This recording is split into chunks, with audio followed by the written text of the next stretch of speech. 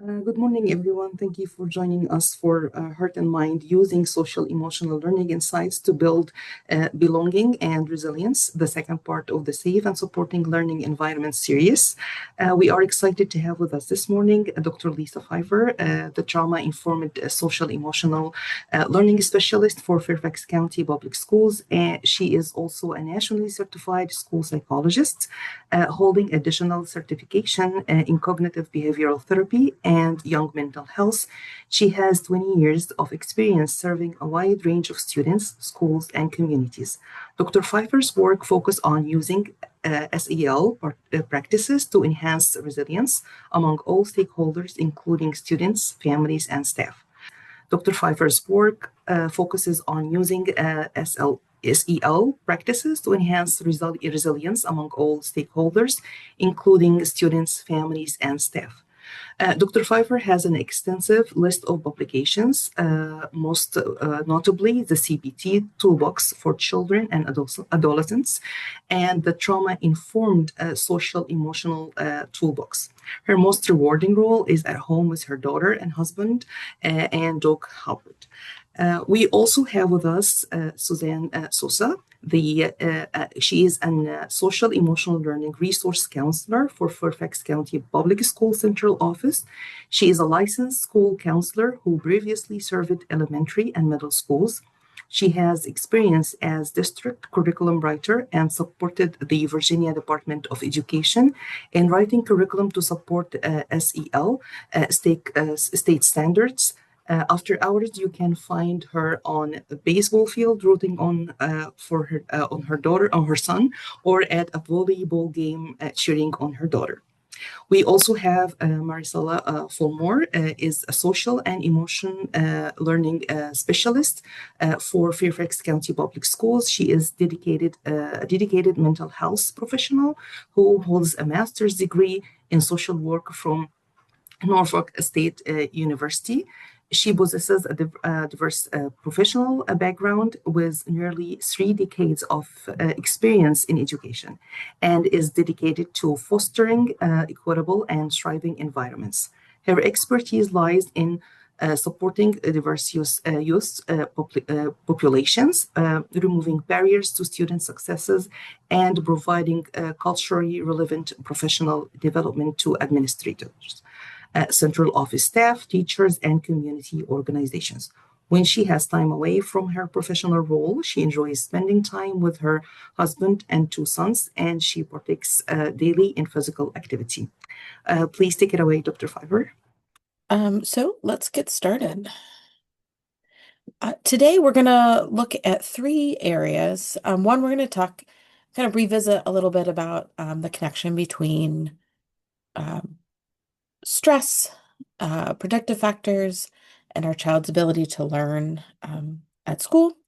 And then identify how a foundation of creating that safety and belonging is key in supporting our students and building protective factors.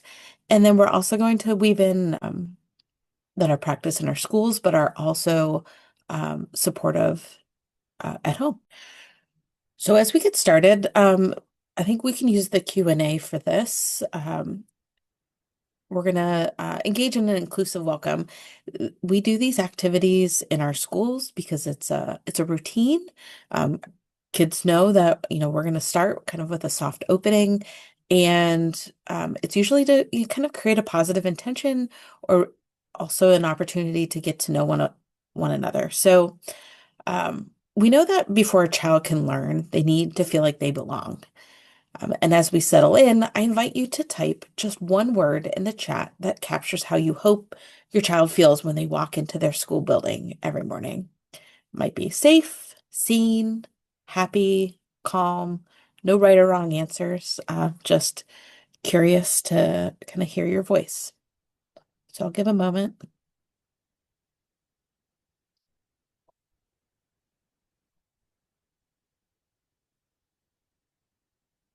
Supported, belong, great.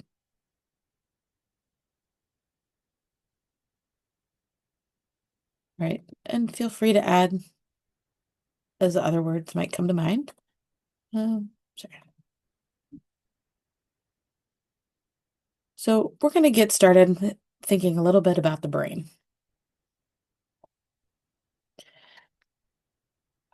When we think about learning in the brain, um, what's happening? Our nervous system feels safe.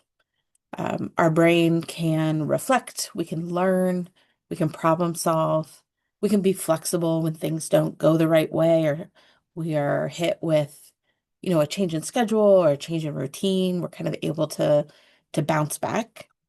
And in the classroom, this looks like engaging in activities, being accountable for our actions, being able to express our thoughts, and having perspective of others. Um, all of these are necessary for learning. And when we start the school day, this is often where we think, we've had our breakfast, we came into school, we're sitting down, and there's that view that everyone is there ready to learn and we are all in this safe environment. Um, while we have a lot of, we put a lot of intention in creating our environments to be safe and welcoming, it's just not always where we are when we show up to school. This can be for students. This can also be our staff. And it could be due to significant stressors, but it could also just be due to kind of ongoing stress, daily life events that kind of can impact our availability for learning in the moment. Last time we talked a little bit about the hand model of the brain. I like to share it because it's just kind of the brain is very complex, but I mean, there's three systems that work together. Um, what this image shows is kind of the flip brain when things get really stressful. So at the bottom, where the wrist is, um, represents the brainstem, like our survival system. It keeps our heart beating, our breathing, our sweat response. It keeps us, if we see danger, that fight or flight. In the middle is the emotion, the amygdala, where our thoughts and our feelings and our memories are kept.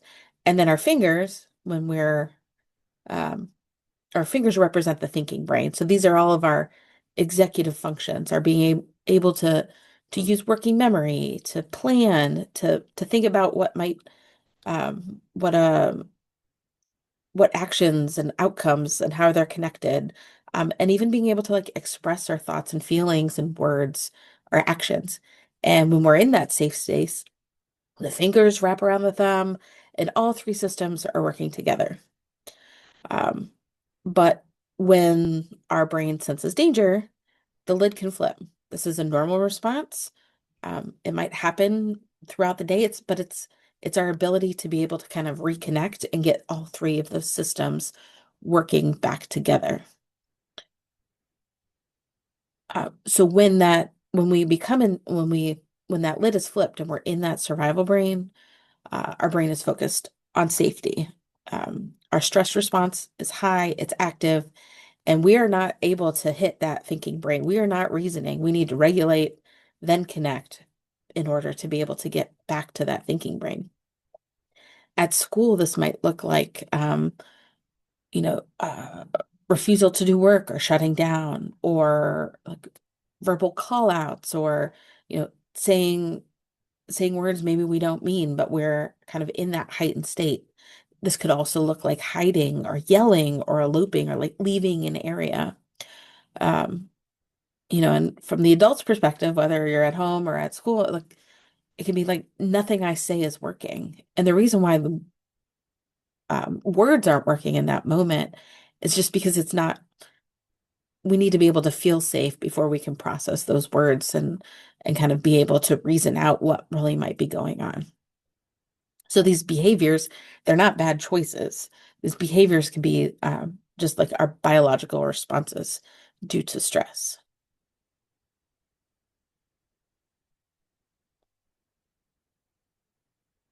So what is trauma? Trauma is an event or an experience where an individual interprets or perceives it as threatening. So it's an event and it's the experience and it's the impact. Um, and it could have an impact in a variety of ways. It could have your mental well-being, It could have physical impact, and it could impact like your social or your ability to form trust in relationships due to perhaps harm that happened with the event or experience. And it can also impact that emotional or spiritual well-being. So that it's not a one size fits all, like these events are traumatic and these events are not.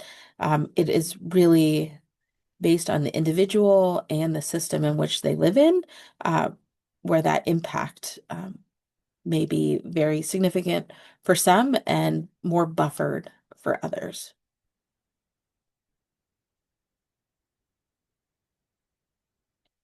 We think about trauma and survival mode. We're really thinking about having that flipped lid all the time or quickly going into survival mode that um, if your brain is focused on thinking, am I safe right now? I'm not really, and I'm maybe like in the classroom environment, someone new walking into the room might trigger my feeling of safety. It could just be someone running an errand. It could be another teacher. It could be, there's a variety of reasons why people might come in and out of the classroom. But for someone who's experiencing or has experienced trauma and significant or chronic stress, your brain is, quickly going to that, am I safe right now? And there's uncertainty, not knowing what's going to happen next, really only being able to focus all your energy in keeping safety in the moment, not really being able to think, what might be due at the end of the class, so what's coming up this week, or what might be happening later in the month. And it definitely can impact trust. So when school is a very social environment, we need to be able to have good relationships with the adults leading the classroom. We need to be able to work collaboratively with peers, whether it's on a project or joining a club, kind of being able to go back and forth in those relationships. And if trust has been, impacted in the past or currently, that can make school really difficult.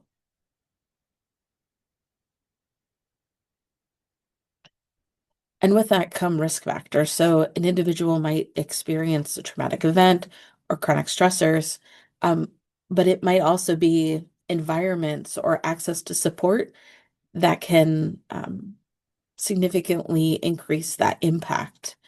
And when we see that in school, our students might be having difficulty feeling safe or trusting adults. We might see some of those academic behaviors decline just because they're not able to engage in that content, being able to engage in that expressive language. So, giving verbal responses, sharing their thoughts out loud, or being able to create written pieces or an essay where it's takes a lot of attention and application. And it's not because our students can't do, it's just they're not able to access it in the moment if they are not feeling safe um, in that time. And we might see different challenges with attention or behavior, and being able to engage in that emotion regulation. So maybe quickly shifting to that flipped lid. And then this creates barriers to attendance and access to that rigorous academic environment. But with risk factors, there are also protective factors. And that's where our goal is in FCPS is really trying to build out those protective factors to help balance the risk. Um, and with that, with risk factors, we talked about individual, there might be family context of stressors, there might be community context of stressors, but that's also true for protective factors. And protective factors are characteristics that help reduce the impact of risk. So we might not be able to control some of the risk factors. Those might just be things that are, current in one's environment or one's experience, but we can help support protective factors to kind of help shift that balance.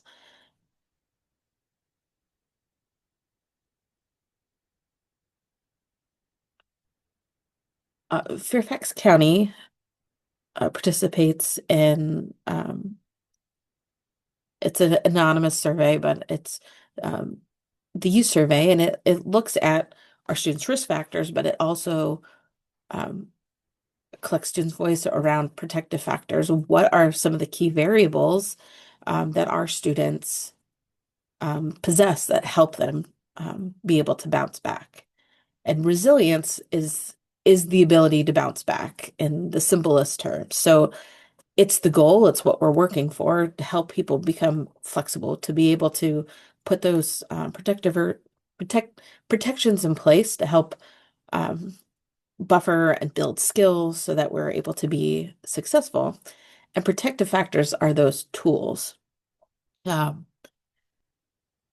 so these factors kind of act as tools to build resilience, helping to balance out any environmental or biological risk factors. And we're working towards moving our students or our children at home from that survival brain where we're totally focused on safety back to the learning brain. So open to curiosity, being able to be flexible, um, having problem solving skills. Some of our key protective factors in the school setting are predictable environments, physical environment, sure, but also like the psychological elements. So consistent routines, follow through, clear expectations of how we treat each other in the classroom, um, building those trusted relationships.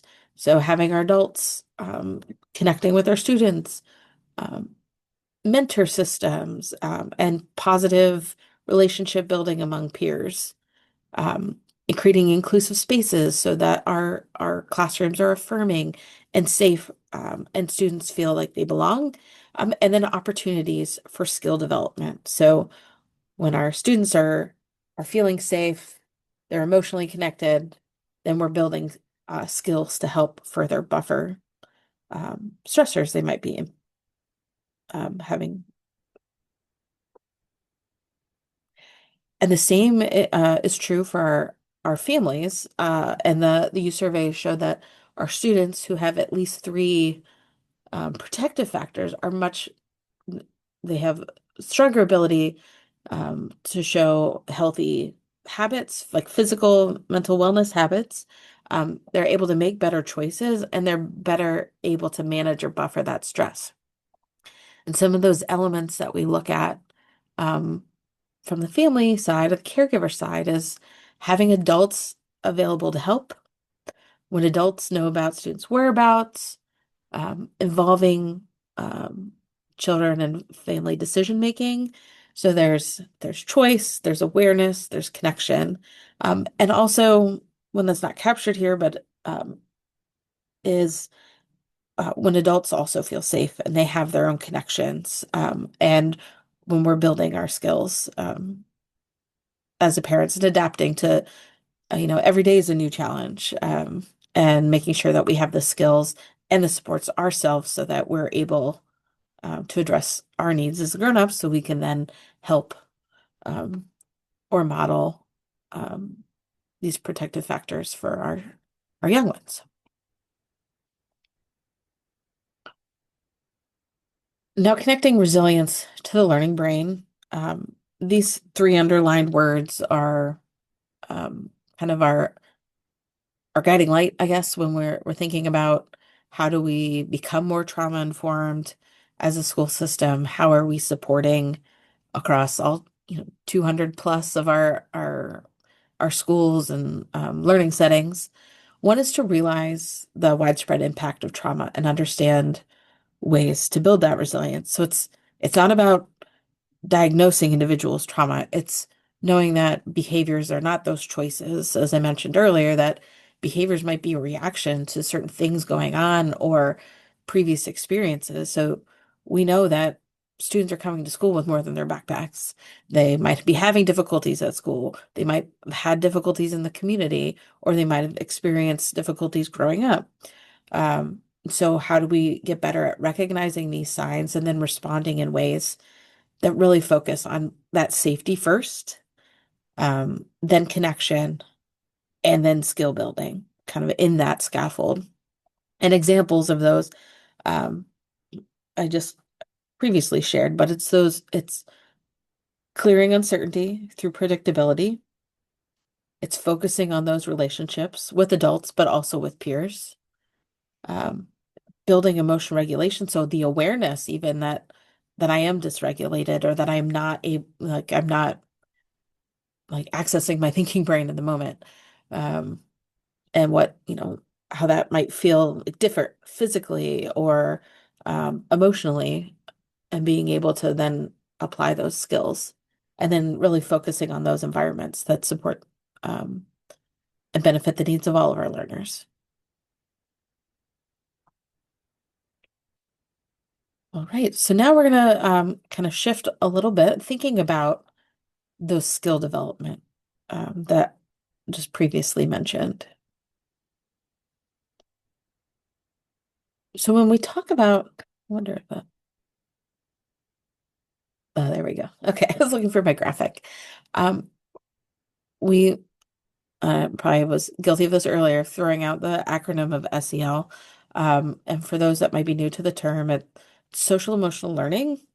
And these are like the base skills that w make learning more available for our students. And it exists, yes, in lessons, sure, where we're talking about relationship skills or turn taking, perspective taking, or making uh, that responsible decision making that you know there's different outcomes to different problems or different ways to solve things. Um, but these key skills are good for students and for adults, and they grow across a lifetime.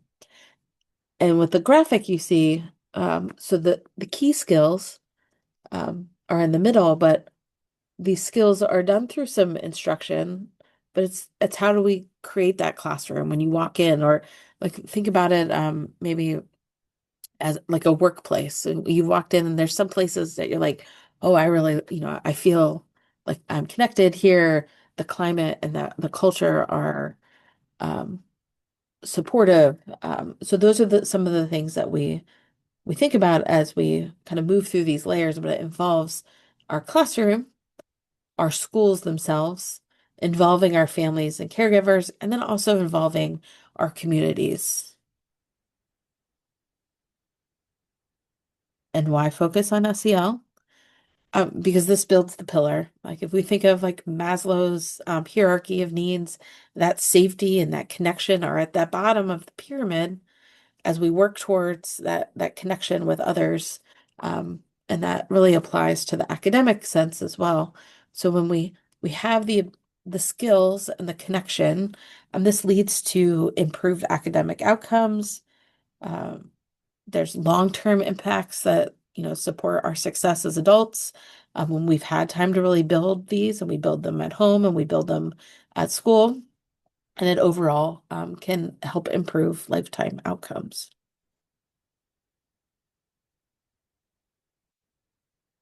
Over the last few years, our students have had opportunities to share their voice of what skills are going well, what areas are going well, and what areas, as a school system, do we need to, further invest in and support. So our social emotional learning screener, um, over 110,000 students in grades 3 through 12 participate each fall and spring. Well, in the screener, students answer questions about their own skills, and how well their community makes them feel valued, included, and supported.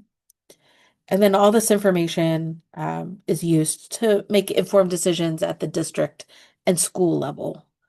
So we might look at grade level trends or school trends, and think of like, what systems can be improved, so that we're supporting all of our students. So that we're able to take student voice along with some other data in our school to help make stronger plans. So in general, our students um, have reported over time, year after year, that there are strengths and supportive relationships at home. Our students are reporting that they have strong relationships with adults at home, in their community, that might be like a coach or another community member, and at school, whether it's peers um, or adults, whether, teachers, administration, but there are preferred adults in all three of those areas. Uh, our students in grades 3 through 12 indicate like an opportunity for growth, a need for support in managing and processing their emotions effectively. So that's just emotion regulation. And I mean, daily life can be stressful. We need opportunity, and certainly with our academics are challenging. We want to make sure that our students have the skills to be able to recognize maybe when things get stressful and have tools to be able to handle those situations. And then our older students or secondary students, while we're having these supportive relationships, which is a key foundational skill, there's a greater need for connection or belonging in the school community. So how can we kind of support that growth moving forward? And the three main buckets that we're working on in schools are creating those safe environments, building connections, and strengthening skills.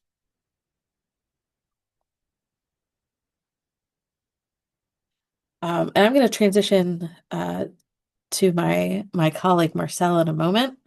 But as we, from your family lens, thinking about like who helps my child feel seen and valued at school, or in the community, where do they shine, or who really has connected with them, and also when my child is stressed, what helps them feel safe again, and we're going to share some more information that connects with this.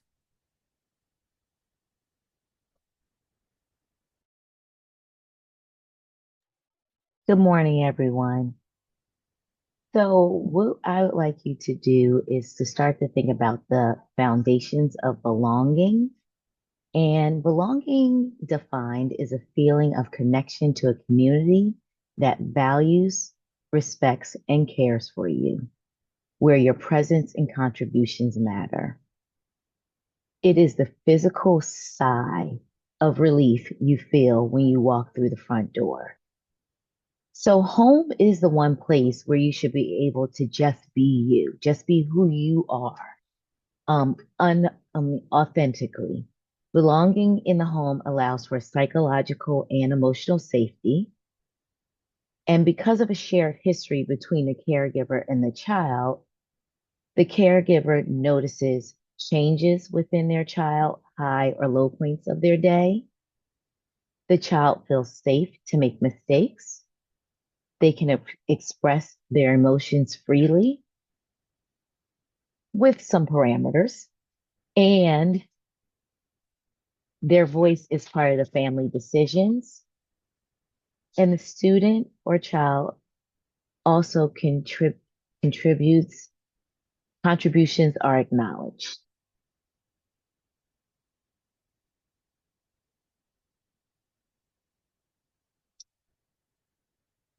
So, some of the strategies for home when we're thinking about what supportive environment might look like focuses on how are we helping them grow in their natural development?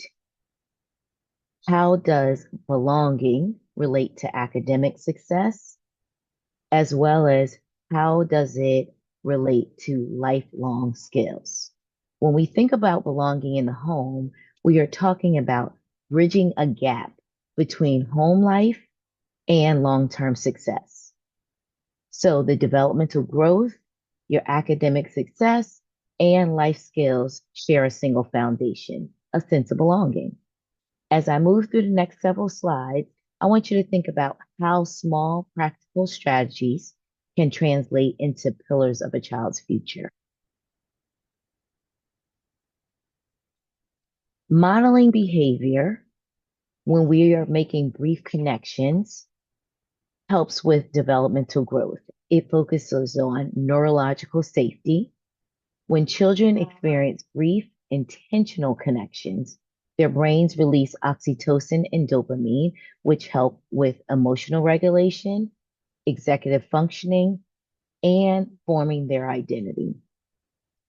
So this strategy is the 9 minutes a day rule. And when we think about 9 minutes a day, that's not a lot out of our 24 minutes, 24 hours we have in a day. So 3 minutes after waking up, 3 minutes after school, and 3 minutes in the evening. So how do we fit in just those 3 minutes to make connections with our students to help them feel like we are really interested in what they have to say, as well as we can share things about our day. We can share things about what we have planned for the day. And so the conversation is reciprocal on both ends, but it's an easy and quick way to make connections with your student. It can be done at the dinner table, in the car ride, or while you're just in the kitchen gathering things in the morning before your child leaves out for school.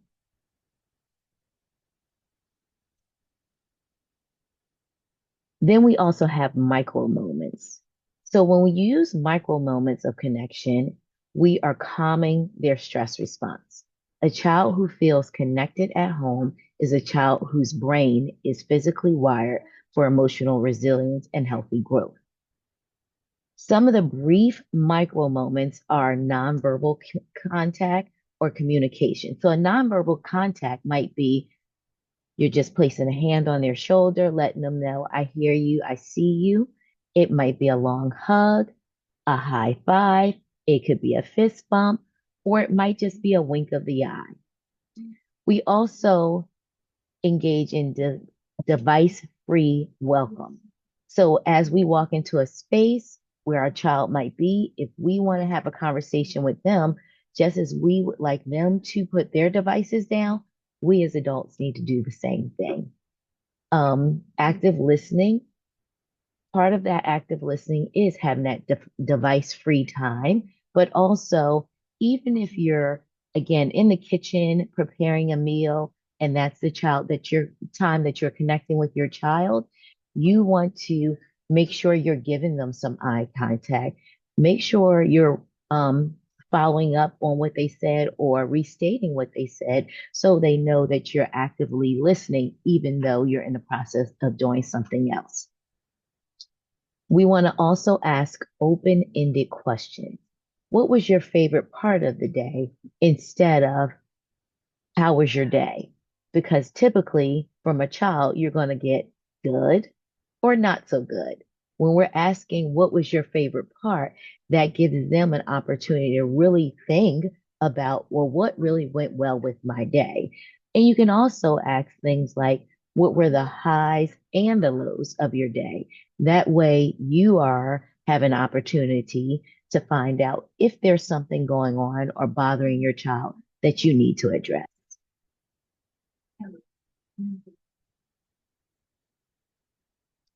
Another way to support your student academically would be in developing their language and vocabulary through belonging connections. So children, again, who belong at home, we talked about them feeling emotionally safe. They are more likely to take academic risks. So how do we develop traveling stories? You're in the car, you're going on a trip, or you're just taking them to before care or picking them up from aftercare. During a walk, tell a story about where we're walking, what our path is, how do I get to from point A to point B. And you all may share in that story together, where you tell one part of the story and then your student, your child tells the other part of the story.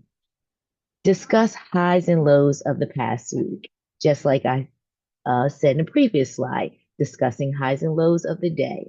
Ask follow-up questions that require description. Choose a word of the week and post it somewhere in the home. See who can use that word the most.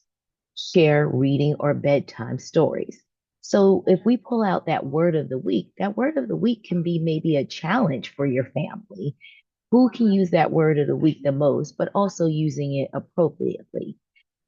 When they develop their vocabulary in their language at home through a sense of belonging, they aren't afraid to fail at problems in school because their worth is anchored in their family, not their test scores.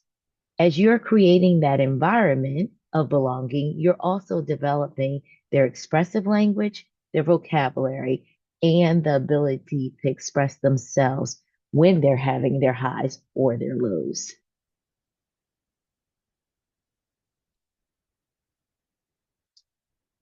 When we're thinking about resilience in learning, again, developing routines or a predictable schedule supports a cognitive load that is clear.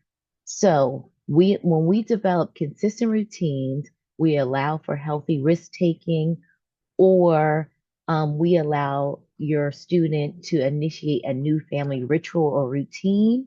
They are then putting into practice focus and organization that they take back into the classroom. They become more available for learning because they know what the expectations are at home, and that then translate into the classroom.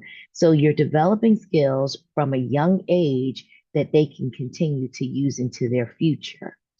Those strategies support just an all around student who can provide a bridge between school concepts and what's learned in the real world. How do we collaborate in a home, and how does that create a sense of belonging? So, collaboration looks at situational awareness, but also social awareness. We can collaborate in cleaning the house, cooking a meal, doing yard work together. It allows for negotiation and swaps of tasks. So it might be that we collaborate one week on cleaning the house and we have specific chores that are assigned, or we get to choose our chores. And then the next week, the parents might be the one to assign the chore. So we have, again, an opportunity to allow the student to be the director of their path, which helps with leadership skills. But we also allow for the parent to be the overseer of responsibilities. We can collaborate and brainstorm on ideas and assign project managers for maybe a weekend outing or a grocery list. So, say your weekend outing could be something that is non monetary, it might be going for a walk or to the park. You can allow your child to decide maybe what day, what time of the day. And again, if you have a younger child, they might say after 6 p.m. Well, we know at this time of the year by 6 p.m. it's dark. So you're still teaching another skill while you're allowing them some autonomy on choosing what time of the day and helping them understand that, well, in the winter, or the fall months, it's usually dark by 6 p.m. So, what other time of the day might we be able to do that? So, embarking on leadership skills, autonomy, and helping them learn about different times of the day, all in a collaborative activity. Reliability and responsibility. When we employ these strategies, a shift from being an overseer to allowing students to have project management skills, they are practicing negotiation, accountability, and leadership. So develop visual checklists to reduce verbal reminders. This is something you can do when your child is younger, but as your child starts to grow in age, you can have them develop their own checklist.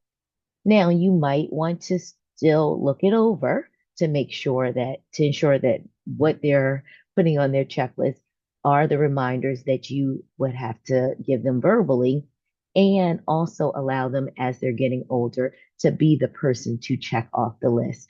When they're younger, it's something that you all can go through together. Again, that's time that you are collaborating and building a sense of responsibility within your child. Student being a home manager, give each of your students an area of the house they oversee and give them a title. So it might be you are the kitchen connoisseur, or you are the IT expert in our home. Um, and then also don't forget to celebrate the wins, whether it's something they're doing well at home, in school, in their community, they went out to volunteer. Always celebrate those wins. And I am one who very much feels that celebration doesn't always mean we have to go out and do something that costs. Celebration could be that we're going to watch a movie together. We're going to just give high fives. We're going to cheer you on. We're going to maybe call the grandparents and put them on FaceTime, and we're all cheering for that child at the same time. But the main point in all of this is thinking about strategies that shift from you being the only person who directs the student path and helping the students start to see how they can grow, develop, and develop a growth mindset to start directing their own path for future success. Thank you. And I'm going to pass it over to my colleague, Suzanne. Thank you, Marcella. I always learn new things listening to you two, thinking with my educator hat and my parent hat on. So thank you for that. As we move into our last section, you're going to see some overlap. As we talk about sense of belonging, a lot of that just nicely moves into emotional regulation as well. So in this section, we're going to talk about what that looks like, and then some strategies also that you could consider at home. To get us started, though, I do want to address, there were a couple questions in the chat as we were talking about, as Lisa and Marcella were talking through some of these strategies and concepts about our teachers learning this, our students learning this. And yes, I want to emphasize, yes, for sure, every part of this presentation today. As I get into this section, my first two slides actually were adapted straight from a presentation with teachers. And in fact, one in particular that we offered was standing room only. So I say that in the sense that teachers are eager to continue to build their toolbox on what this looks like to support the emotional regulation for students. On the student end, I think there was a question, are students learning this? And yes, that is part of social emotional learning, is explicit skill building. And learning to regulate emotions is a really important part of that. So for example, it could look like a lot of different things. One might be a school counselor coming in and teaching lessons. It may also look like a classroom teacher delivering a lesson. It might look like something in art class or a special or PE. So there'll be lots of points throughout a student's day. So when we talk about emotional regulation, let's just kind of ground ourselves in that definition so we know that top line, that straight line, is not necessarily what we're looking for. Or not necessarily, it's not at all, right? We know humans, and especially children, are not void of emotions. And so when we talk about regulating emotions, the desired state is not that we're always calm or robotic. We also want to be careful that there aren't really, really highs and really, really lows, because we know that is really tough for the nervous system. And so what we're really looking for is that wavy line at the bottom here, where it goes up and down, that a student can move in between some difficult times and some easier times of kind of having a baseline, right? That's what we see. That's where we start to see building that resilience in a student, in a human. Us as adults continue to work on that, but really work on that ability to come in and out of difficult emotions. A concept that I mentioned has been shared with teachers, and teachers model this often. And we want to share and highlight with caregivers as well, as when we talk about emotional regulation, that we want to be careful that we're saying that we never can have hard to have emotions, because we know as humans that is just not possible. So it's not saying we don't ever want to experience those. It's really how we handle it And so one of the biggest things that we promote as the adults that are surrounding our students, so our parents, our caregivers, our families, and as well as our adults, is thinking about this idea of co-regulation. So as you look through this graphic here, this could be a depiction, right, of a student having a difficult time. We think about as an adult, how do we enter that space? And so with these looking like choppy waters, when we match it with a calm presence, words being, that's the beginning of co-regulation.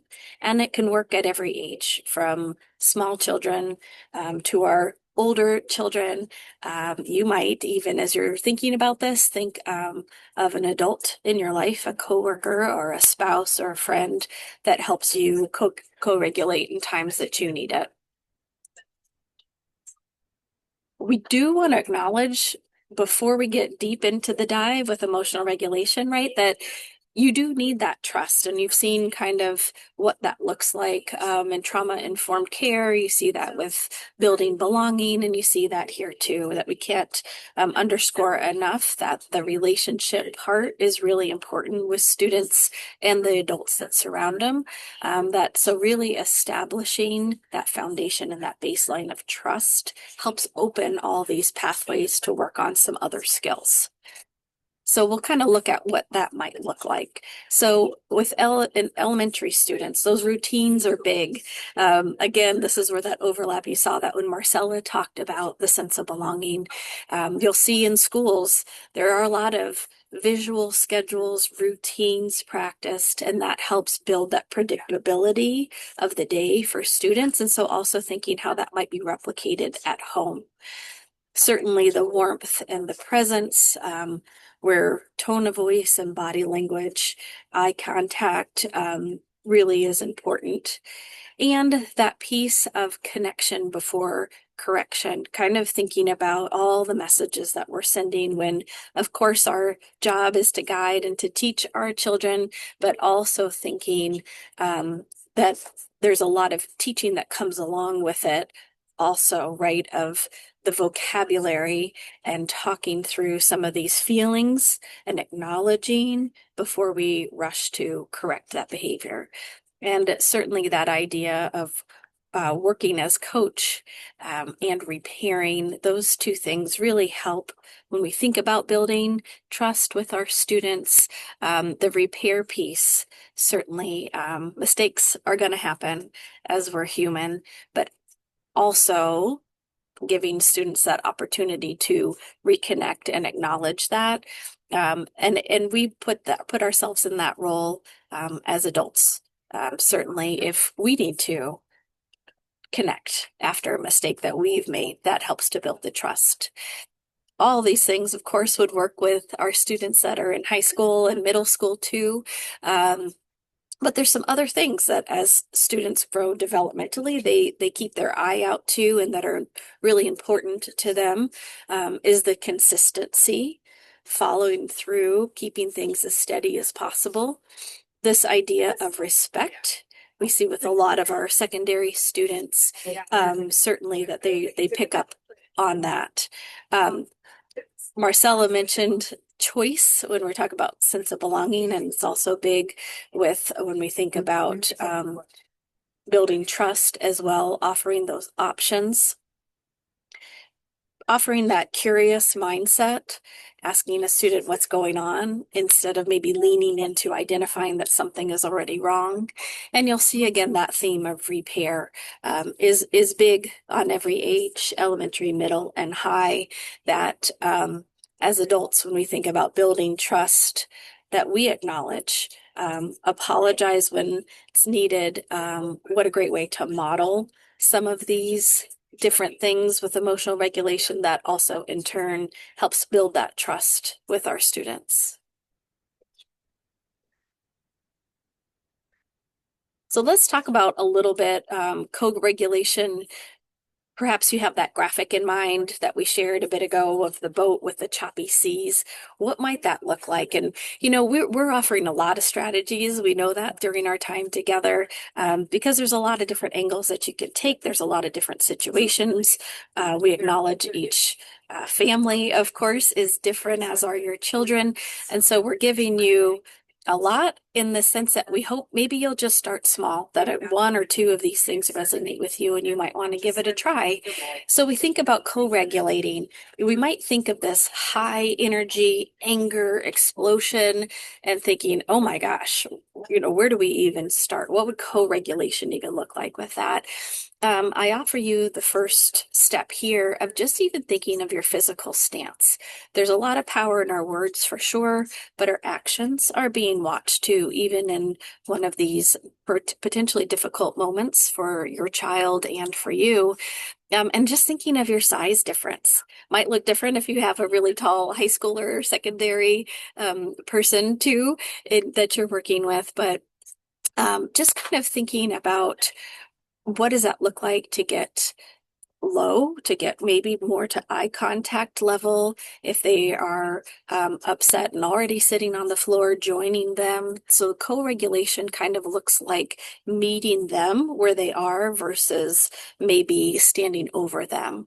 You might want to offer something like, you know what, I'm going to sit right here with you and I'm not going to go anywhere until things feel steady again, thinking we're going to kind of ride the wave here, just acknowledging your physical presence, and focusing on your own breathing. Maybe a few nice, deep, slow breaths for your student. If they're agitated or angry, that breath might be quicker.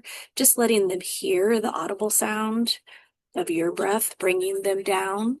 And just acknowledging, again, that vocabulary, using your language to offer instead of potentially putting our arms around your child to hug them, maybe just putting out your hand and saying, I'm here, and maybe giving that tight squeeze might help.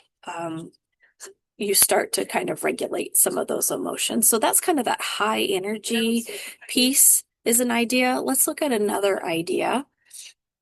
If your child is on kind of another difficult, hard to have feeling in the sense of being overwhelmed or crying at that time, perhaps you might think it looks like anxiety. You might identify an emotion that's happening right now. Wow, that was a big wave of disappointment. Maybe you're giving some language to it. What I love, my experience with students, you never have to worry about getting exactly the right word, because even sometimes students in a really difficult time as a school counselor, I would use this strategy and they start shaking their head. Oh, okay, I didn't get the word right. So maybe I try another word. Or maybe as they start to come down, what they do is they give me their word. But starting by maybe giving it a word so it doesn't feel so big and so out of control. And then to the best of your knowledge, what you see is happening, it makes total sense that you're sad and we couldn't go to the park. Perhaps our plans changed, or the weather we couldn't control. And then just slowly bringing your volume and speed down. I love this phrase of it brings them down the energy ladder, because a lot of these times when emotions are dysregulated, the energy could be all over the place. So using your language, using your body, using these prompts to kind of help de-escalate is certainly an option and a strategy to try. We've talked a lot about vocabulary today. Also thinking with emotional regulation is really just making these words accessible. I was in a training yesterday and just still cannot believe a fact that I had heard on some research that was done, that over 90% of adults operate on using 3 words to identify their emotions. And when we think, this little graphic here has just a sampling of some feelings words, but many of us have seen the feelings wheels, and there's many, many, many words that we can use to identify our emotions. But this study showed that as adults, we usually pull on 3 words. And so let's think how powerful it could be to help our students with emotional regulation, that at even a very young age, we're helping students to give words to what they're experiencing. 1, that they can name it and then identify some strategies. 2, naming it helps us as co-regulators and important people in their lives help determine what we can do and how we can support. And so we offer as at young ages, and we know this work is being done in schools as well, to just think about what that would look like, whether there's lots of feelings charts. This is a free resource. If you Google Komochis online, they have feelings charts in tons and tons and tons of languages. So if English is not your home language, hopefully you'd be able to find one that matches the language that's spoken at your home, but even posting this on the fridge or somewhere that's really accessible in your house, and thinking about how that vocabulary is being used to name. We also talk in emotional regulation about feelings that maybe you hope to have or that feel good. So it doesn't always have to live in naming those hard to have feelings. We really can build it when we think about feelings that are good to have. You'll see here we have it divided between elementary and secondary. Based on the statistic I just shared with you, our secondary students probably could work on growing that emotional vocabulary as well.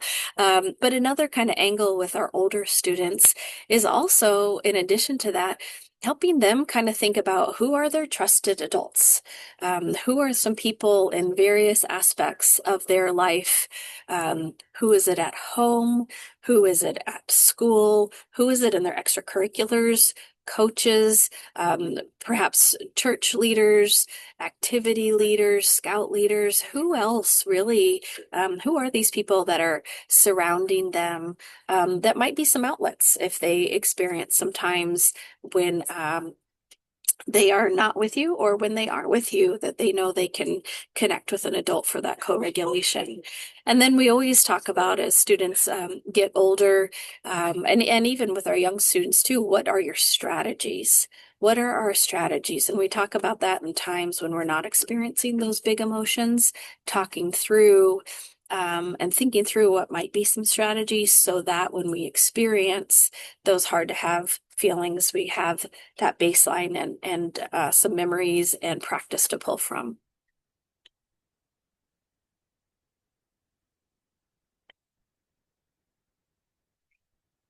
So as I mentioned, we have a lot of offerings for you, and just hoping that there's some things here that might help connect, thinking about that importance of your environment at home. We heard about it with building sense of belonging, and just continuing that with the supportive environment at home that builds that emotional regulation. Thinking about some places, a lot of schools have calm down spaces or take a break spaces or Zen cafes for lunch. There are some places, some schools allow students to go outside during the courtyard when the weather is a little bit better, maybe for lunch. And so kind of thinking, is there somewhere we could replicate that at home? Is that something that your student might like? Would that help emotional regulation at home, to kind of have a place that is a place to come down and relax? Again, you'll see that second bullet, practice in calm time, thinking about having these conversations when everything is kind of that smoother ship, so that when things get a little bit rocky, we have a place to come back to.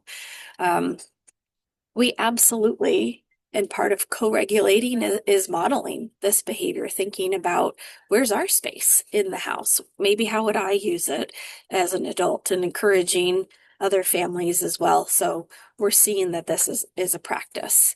And then consider about side-by-side moments. We especially think about this when students get older, works for younger students too. But some of these conversations, you may want to unpack some bigger emotions or talk about strategies. Some of these, as Marcella mentioned, those connection moments with sense of belonging works for emotional regulation too. I used to have a very long drive with my son to soccer practice and just loved that time together and noticed that there was something really powerful with both of us kind of facing one direction that we could talk about a lot of topics. I think removing that face to face, that eye contact, really kind of opened up this space where it didn't feel maybe as much pressure that we could talk. I'd also say in my time as a school counselor, I would walk and talk with a lot of students. There was some kind of intensity maybe of coming into my room where they felt, "Ooh, I'm on the spot." We're just having that movement. We'd have the same conversations, but we would be walking and talking kind of those side by side, or maybe working on an activity, and then that conversation would start coming too. So we offer some of those for you to consider in your home, that maybe that would help build that supportive environment for emotional regulation as well.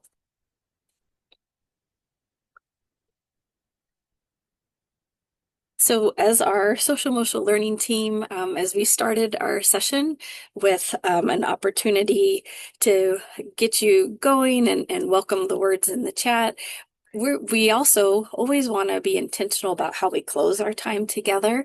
And you'll see this is an offering for just one small shift. We talked about a lot of different topics and strategies for building belonging and emotional regulation today, which ultimately results in just that really importance of building resilience in our students. And so I'd like to offer this question to you, this for you just to think about, or if you feel like you can't, if you'd like to, you're welcome to share it in the Q&A. But just to consider one small thing that you plan to keep doing. Maybe you're already doing some of the things that we talked about, or potentially maybe thinking about starting to do at home based on what we shared today. If you'd like to share that with us and the rest of the participants, you are more than welcome. If that's something you would just like to keep pondering and keep for yourself, please do that as well.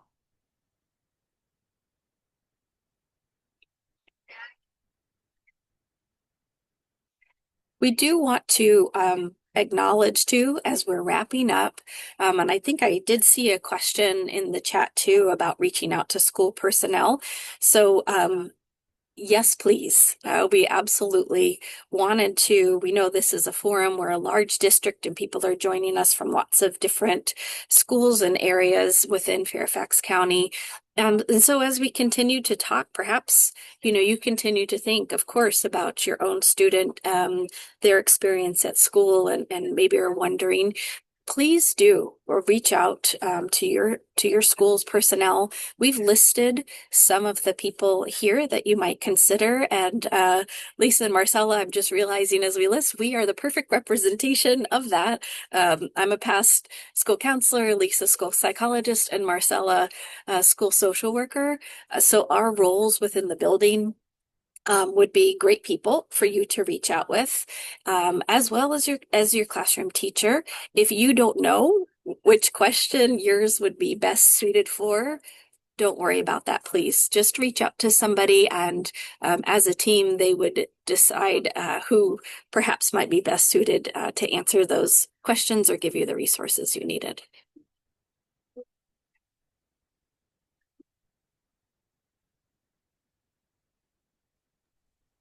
And then we just have one last slide, and these are just our FCPS public website resources. But if you're curious about some of our social emotional learning information, or more information about the screener, all of that is there, just for general information. And then as well as if you have particular concerns about your student, whether it's building those protective factors for well-being or for even more challenging mental health support, this link, which will be shared in the slides, is also helpful of some local resources. So I did just see a question in the chat about I don't know if the chat or not, being able to find your school social worker or psychologist. So sometimes on the school website, you'll find it under student services. Um, but some schools just kind of list their school counseling program or general information for for the school, but perhaps a high school might list their social worker and psychologist as part. Sometimes there's changes due to like maternity leave or whatever natural reasons why individuals might share different schools. Um, you can get that information. You could call your school or email your school, and they can provide you that contact information for your particular student.